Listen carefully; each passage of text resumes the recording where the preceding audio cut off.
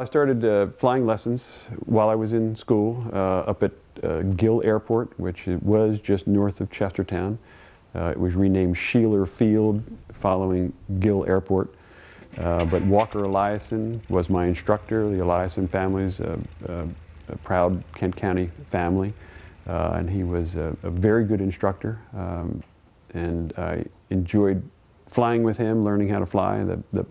The airplane that I now own was the airplane that he trained me in. It was the airplane that I rented from him, and I ended up buying it from him. So it's a 1968 Cessna 150. I call it my Volkswagen of the sky.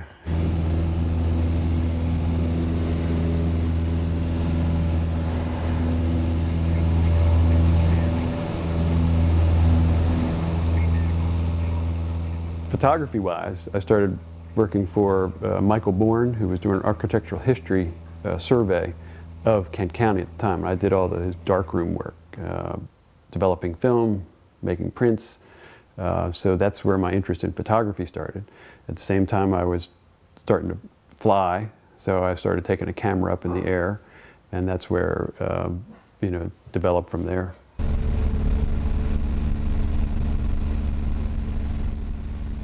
I enjoy taking people up in my airplane, usually go up at sunset, and especially people who have grown up around here and don't see how important a part the river plays in the landscape. And they're just amazed how beautiful it is. And you know, I try to take them up, as I said, at sunset, because it's a lot smoother then. Yeah, you know, when I give people directions to go someplace around here, in my mind, I'm seeing it from the air. Because my perspective is, you know, it's been for 20 years or more, has been from the air. So I'm always visualizing in terms of, you know, where we are from the air. And driving down most roads in Kent County, a lot of people don't realize that the woods on the other side of that field, on the other side of that is the river or is a creek. You know, and you know, you don't realize it when you drive out of town. You know, towards Quaker Neck, towards Cliff City.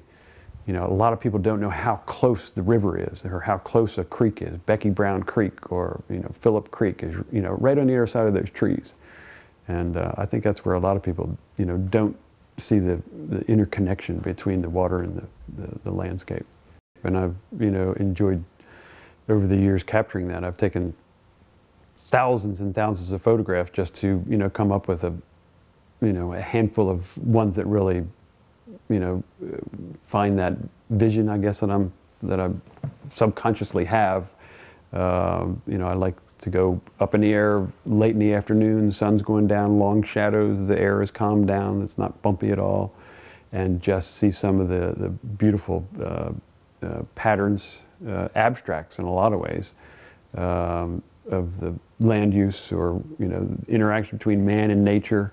The marshes, or the way, I love the way the streams, little waterways, wind their ways up, you know, through the landscape, and the associated little streams that go off of it, and the trees, and how the fields are right up, you know, next to the trees. But just look at that, you know, I mean, it could be, look all the way up Morgan Neck Creek from the river all the way to Kennedyville, and just to see the way that shape is created and the pattern of the water. It's just fascinating. And around here you can breathe fresh air and see nice vistas and not see anybody, or, you know, it's quiet. And, you know, in a suburban area, when the geese are migrating in the fall, you see them way up there, but here you hear them coming in, and you see them on the ground.